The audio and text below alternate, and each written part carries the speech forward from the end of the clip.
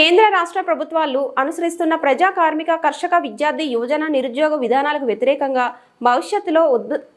భవిష్యత్తులో ఉధృతంగా పోరాటాలు చేపట్టాల్సిన పరిస్థితులు కనిపిస్తున్నాయని మేడే స్ఫూర్తితో ప్రతి ఒక్కరూ ఇందుకు సిద్ధం కావాలని సిపిఐ న్యూ డెమోక్రసీ రాష్ట్ర నాయకులు పి వెంకటరత్నం, రైతు కూలీ సంఘం జిల్లా అధ్యక్షుడు ఆర్ వెంకయ్య పిలుపునిచ్చారు. మేడే సందర్భంగా నగరంలోని 13 ప్రాంతాల్లో ఆశా అంగన్వాడీలు కార్మిక జెండాలు ఎగరవేశారు.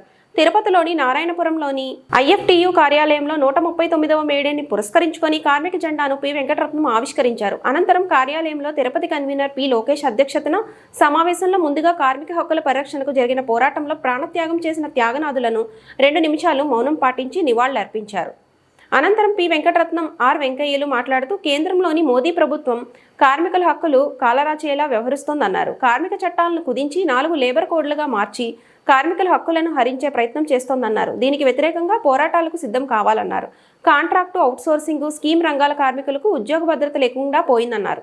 తక్షణం వీరిని రెగ్యులర్ చేయాలని, కనీస వేతనం నెలకు 26,000 ఇవ్వాలని వారు డిమాండ్ చేశారు. వీరితో పాటుగా అసంఘటిత రంగ కార్మికులందరికీ ఉద్యోగ భద్రత, పిఎఫ్, ఈఎస్ఐ, పెన్షన్, ఇతర హక్కులను అమలు చేయాలన్నారు.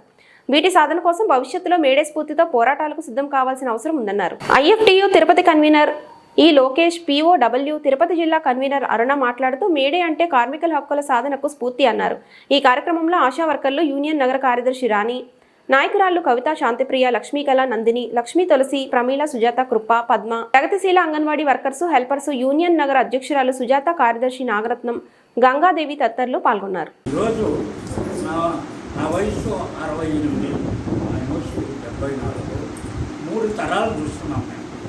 మూడు తరాలు చూసాం. అటు మా ముందు తరం, మా తరం, ఈ తరం. ఈ 3 తరాలు ఎన్ని ప్రభుత్వాలు మారాయి. మరి ఎందుకు ప్రజల యొక్క మంచి పోరాటం లేదు? కోట్ల రూపాయలు కుంభకోణాలతో దిగమింగేసి బ్యాంకుల్లో డబ్బులంతా విదేశాలకు పారిపోవడం వదిలిపెట్టి చిన్న చిన్న పనులు చేసేందుకు ఒక 5,000 రూపాయలు రేషన్ కార్డు లేకపోతే బ్యాంకులో అప్పిస్తారని చెప్పి ఇప్పుడు 5,000 పేదవాళ్ళ కొరకు అప్పించే పరిస్థితి వల్ల ఈ పరిస్థితిలో, దుర్భర పరిస్థితిలో ఎవరు బాగులేదు. కార్మికులు కాదు, రైతు కాదు, ఎంత కూడా పోరాటాలు చేయకుండా బతకలేనటువంటి దీనస్థితికి పాల్గొనడం నెట్టేశాయి.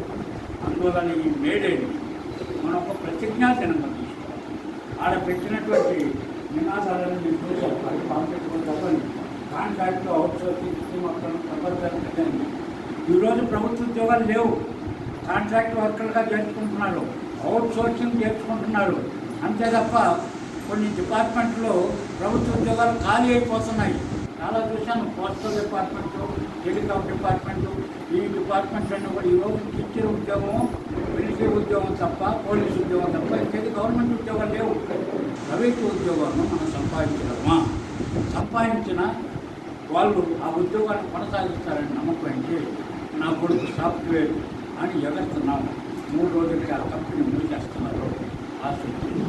ఇవన్నీ చాలా లోతైనటువంటి విషయాలు, ఆర్థిక వ్యవహారాలు. ఇవన్నీ మనం క్లాసులు మాట్లాడుతూ పెట్టి విషయాలు తెలుసుకుందాం. విషయాలు తెలుసుకోకుండా మన పోరాటానికి బోధం రాదు.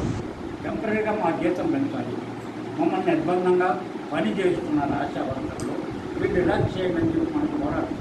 కానీ పర్మనెంట్గా ప్రభుత్వ ఉద్యోగులు గుర్తించాలి.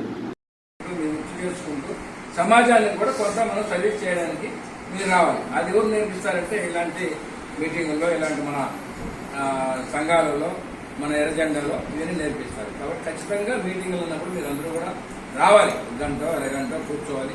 క్లాసులు ఉన్నప్పుడు వినాలి. మీ వృత్తి మీద చేసుకుంటూ సమాజానికి కూడా సేవ చేస్తూ మీరు చైతన్యం అయితే సమాజం కూడా చైతన్యం అవుతుందని మేము అనుకుంటున్నాం. మేము అనుకుంటే మాకు కూడా మీరు చేరేదాకా మాకు కూడా ఏం తెలియదు. చేరిన తర్వాత మేము కూడా కొంత నేర్చుకున్నాం, తెలుసుకున్నాం.